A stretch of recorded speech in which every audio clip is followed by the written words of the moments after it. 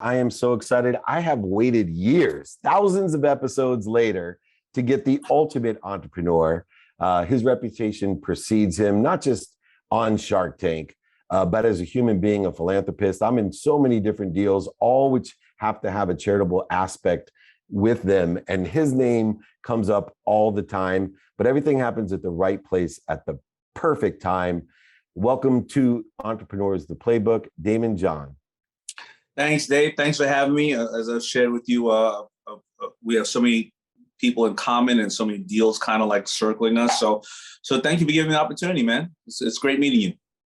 Yeah, great to meet you. I will tell you, you've made me more money than you realize just being in those deals with me. And as we've shared those deals, it's just nice to know that we have the ultra entrepreneur. Now, giving back's a big part of what you do. And when I say giving back, not just charitable give back, which you do all the time, but you empower millions of entrepreneurs. And why this is so important to me is that let's take sustainable technologies, for example. Everybody's so worried about the hole in the atmosphere or the plastics in the ocean. See, I believe in conservation for one reason, to give guys like you and I time to figure out the innovation, time to figure out the solution of how we fill up the hole in the atmosphere, how we turn the plastic in the ocean into energy.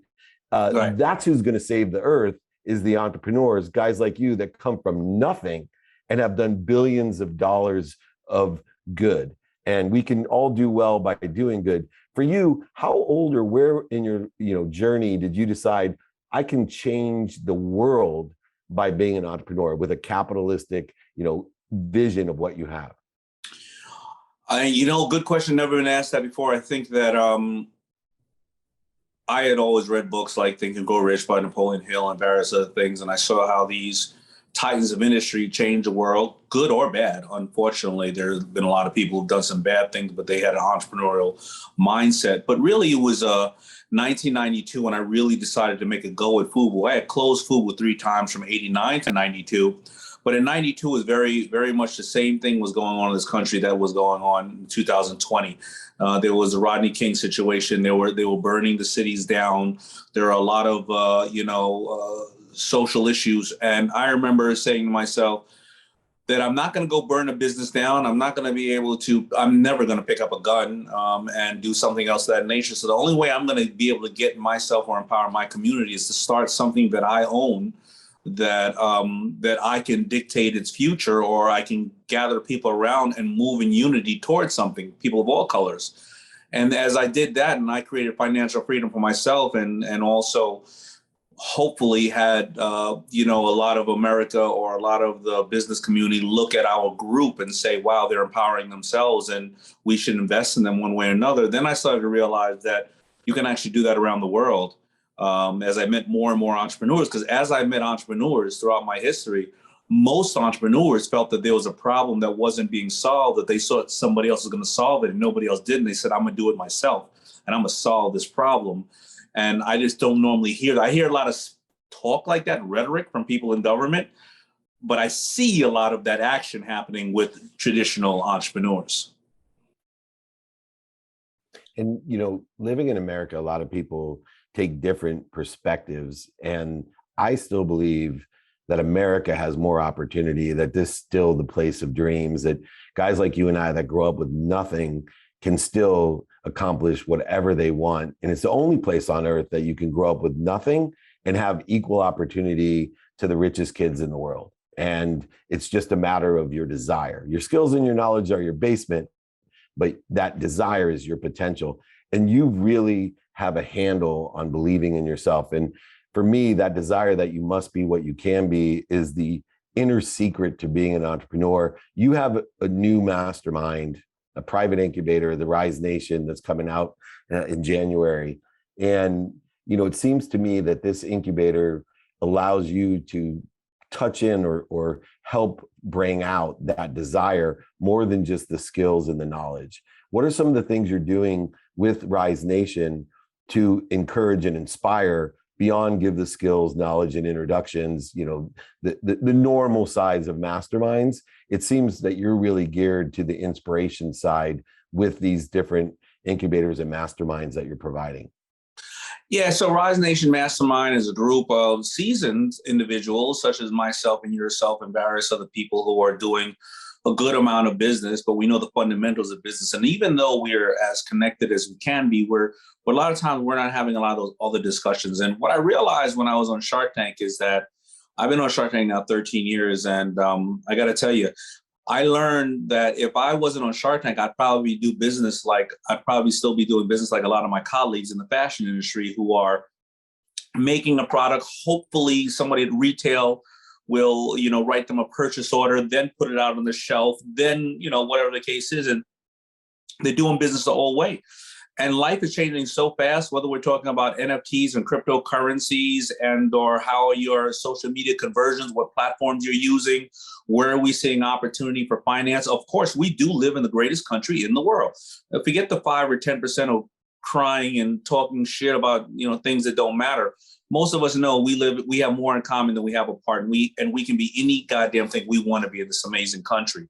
And what I'm trying to do is bring a small circle, less than 100 of really qualified people together who are like, basically it's like if you were behind the scenes of Shark Tank and here with me and the other sharks discuss at dinner or around each other. And, it's the communication. You and I, we may get on here right now and have a conversation. We have something we have something to talk about. Are we going to fund this company? We're not having, like, if we were in the office and I would say something like, hey, Dave, we were talking over here about this. What do you think about that? And just get that. That's what we're missing right now, I think.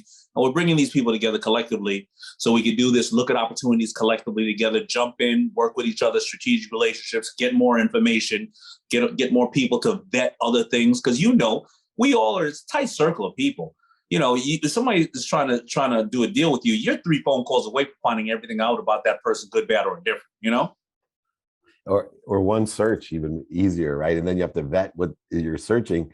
What's also interesting is you and I built our reputations in business in a traditional manner. We were pre-internet in our business. In fact, I always joke around when I got out of law school, my mom, who had as much influence on me as your mom had on you, actually told me the internet was a fad and that I should be a real lawyer. That I was making a mistake in '92. I said, after we sold the company for $3.4 billion, I said, sometimes fads hit, Mom. So we're doing all right. But I ran Leigh Steinberg, the sports agency, and always traditionally built brands. I never imagined that entrepreneurs like you and I, Gary, Tom Bilyeu, different guys like us would ever be branded as celebrities, that people would want to take our picture. And, a lot of that has to do with Mark and you and, others, Kevin, on Shark Tank originally, that people saw that there was great celebrity in entrepreneurs, that we really had a lot of the same qualities as actors and athletes. For you, how important is personal branding in now the new age of corporate business? How important is the brand of the CEO or the brand of the entrepreneur? Oh, it's critical. It's the thing that's going to influence the board or piss the board off. We've seen that. It's going to be the things that are going to make somebody want to pick up the phone quicker for you. And we've also seen executives themselves brand themselves, and then all of a sudden they can move on from industry to industry because of their mind. So, of course, absolutely, it's all about your personal brand. I mean, people are buying into you personally. And, if you were just a widget and we can get, somebody to fill that space elsewhere, then the brand doesn't matter. But no, people want to know, where do you morally stand? What have been your exits? How have you been to deal with and communicate with? Can they trust you? They buy into your brand, and they buy into every kind of brand. You just got to be honest with yourself. I mean, there's actually people that like Kevin O'Leary. Believe it or not, there are people actually come on the show to do a deal with Kevin O'Leary. I'm looking at these people saying, what's wrong with you? He's not the kind of guy you want to fall asleep with your finger in his mouth. You know what I'm saying? But they're still doing deals with this guy. So whatever your brand is, and he is honest with his brand. He goes, listen, I don't lie, because after I lie one time, I got to lie 10 times. I'm going to tell you the cold, honest truth, and it is what it is. And some people really respect that. So it shows you, if Kevin O'Leary can be a respectable brand or a brand, anybody can. Yeah, I tell people all the time, when you're building a brand, 10% of the people are going to love you no matter what. No matter what you say, what you do, 10% are going to hate you. It's the people that can do the most with the other 80% that do really well with their brands. Another thing that you do is work with kids, Yeah. and it's something that I love to do as well. Why do you love working with kids? I think that first of all, kids, as you being a fellow public speaker, the worst Q&A you can ever open up to is high school kids, because they're going to ask you some stuff that you're really going to need to reflect on in life to answer that question, because they don't have a filter. And a lot of the adults ain't going to ask you those questions because they're too embarrassed or whatever the case is. They don't want to come off a certain way. I also think the kids are coming up. They're digital natives. They're thinking of problems that we don't know exist, that do exist. They communicate at the speed of light. But more importantly, I think kids need to see somebody who looks like them, in certain positions. So whatever you are as a child, whether you could be Caucasian, and you could be black, white, LGBTQ, woman, whatever the case is. I think they're sponges. And I think that if you don't give them the guidance and they can see themselves in your position of being greater than you, I think that also they're sponges, and a lot of people can take advantage of them, with selling them a certain type of dream that is not necessarily in their best interest or society's best interest. So I think kids are critical to, to where we're going to be as a nation. And in that context, our moms especially had great influence and inspiration in our lives, and gave us great and really bad advice determinative upon their situational knowledge. Like I always say, I don't ask my mom about business, but raising kids, I'm there all day long asking her, how the hell did you do this? Because she raised six kids as a single mom, all went to the Ivy Leagues except for the big dummy. But for that, you've received a lot of advice yourself. And I was hoping you could share some of the advice maybe your mom had given you that still holds true today. One piece of advice that rings true for you and even the younger generation. Yeah, so you're absolutely right. Listen, my mother, I think she's a genius, but has she said some of the craziest things that I'm like, yes. And as I reflect on a dad who was a dad at 26, 27 years old, have I said some of the things that I wish I would not have said to my kids? Yeah, I have, right? But I got to tell you, the thing that my mother did that opened up my mind to the entire world, and I always tell the story, but I lived next to JFK. And I remember seeing the Concorde, and for those who don't know, it was one of the first supersonic commercial jets. It was landing. And we always were told that you either had to be faster than the Concorde or faster than the lights in the Empire State Building, because what happens was during the summer months, during the winter months when it was dark in Queens, the Concorde would land somewhere around 5 or 5:15 from France, and the entire neighborhood would shake. And then all of a sudden you knew you had to be home because it's about to get dark. So all you would see was baseball mitts and stickballs on the ground, and we'd all be home. In the summer months, it was 8 and change when it got dark. So my mother would say, you can see from Queens, the Empire State Building. She said, those lights better not go on that Empire State Building, and you're in the street. You better be home. So that was the two theories, right? I remember talking to my mother saying, how do people build something like huge Empire State Building, or men and women build the Concorde? And she said to me, look around at everything you see. The streets, the buildings, the car we're in. It all started with one person that had one idea that took one action. And why can't that be you? What makes everybody else different than you? And I had no answer for her. So every time I'm intimidated by something, or I think something is too big and too grand, one person had one idea, took one action. And that humbles me, first of all, but it also makes me say, are you just ready to take on this journey that you are thinking about? Because at our age, Tom, we have to decide on what we really want to do. Some things are 20-year hauls if we get into it, right? And maybe I don't want to do that. As good as the idea it is, all the people, the opportunity, 20 years? Wait a minute. It just really says, it really humbles you and says, you can do it. It's just, what are you willing to sacrifice to get it done? And, with the Rise Nation Mastermind, one of the biggest questions I'm sure will be launching a business. There's more entrepreneurs that have been created over the last 2 years than ever in history. We have a bunch of people who will find out the lessons and struggles, mistakes, and failures that occur when you launch a business, a service, or a product. You particularly are great at launching products. You have your own Shark marketing group. You guys have launched extraordinary amount of not only products, but successful products. What advice would you give today to all these entrepreneurs that are launching their products? What advice would you give them? Well, first of all, have all the structures in place, all your proper filings, all the ability to take in capital. A lot of times, you're not set up to take in capital no matter how much I wanted to give you the capital.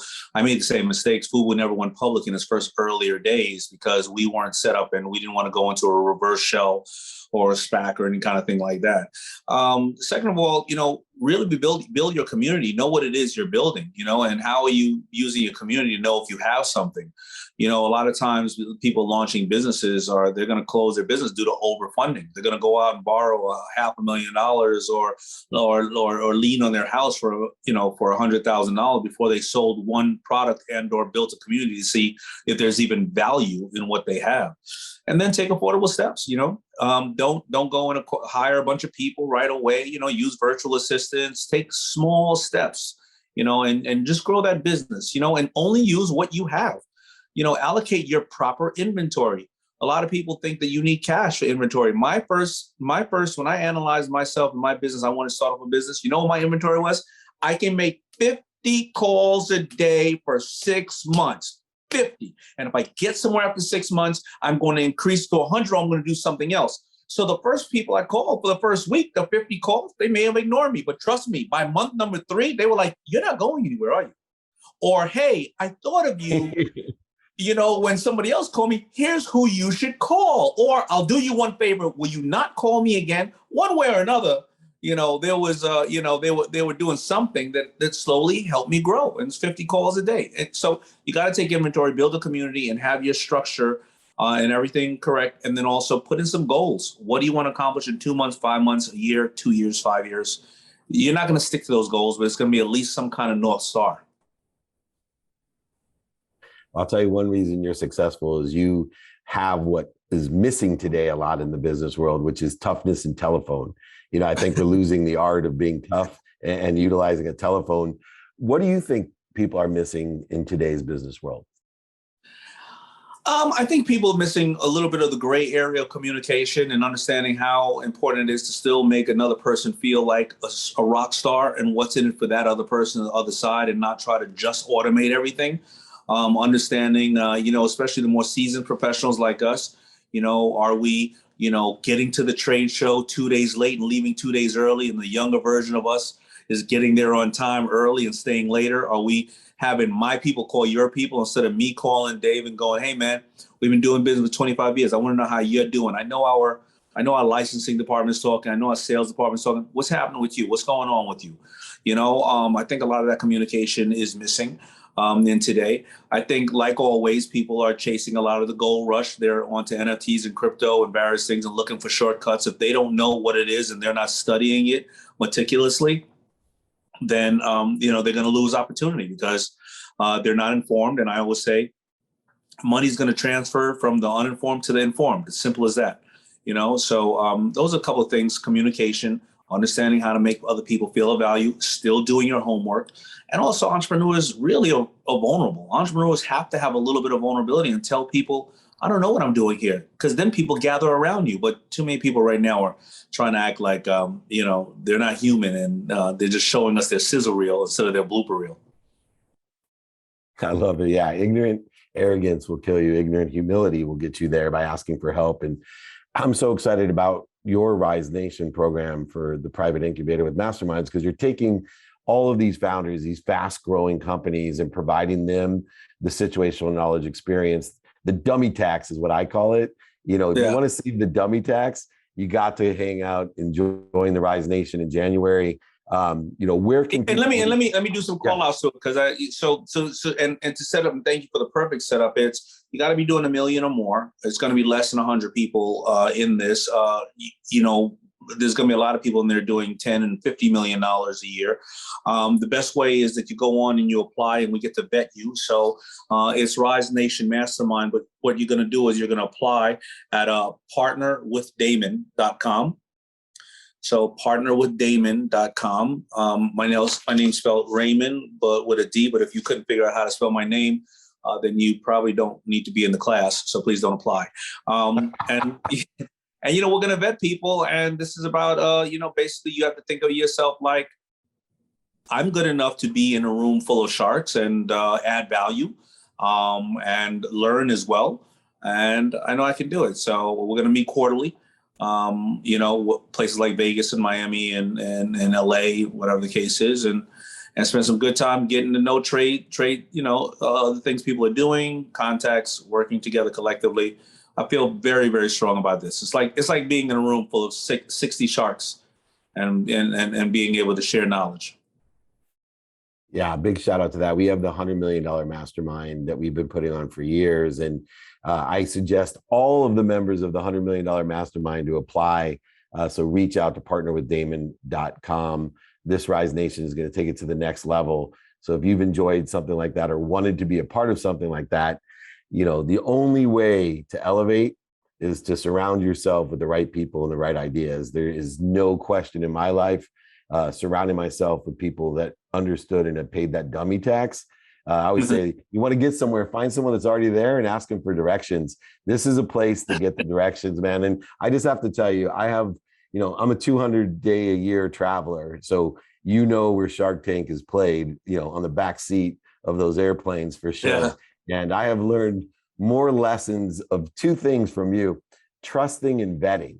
Just have an uncanny ability to make someone feel as if, yeah, I trust you, man, but I'm going to vet the shit out of you. I'm going to ask the hard questions without making them feel bad. And I think too many people don't know how to trust and vet. So I want to thank you personally for that lesson. And I'm just a huge admirer of someone who's given back so much in his, I'm not over exaggerating. Guys like us, we got to save the world. Let's generate these entrepreneurs to fill up the sky, empty the oceans, make a real difference in life. Thank you so much. The incredible ultimate entrepreneur, finally get to coincide with him because it's an honor.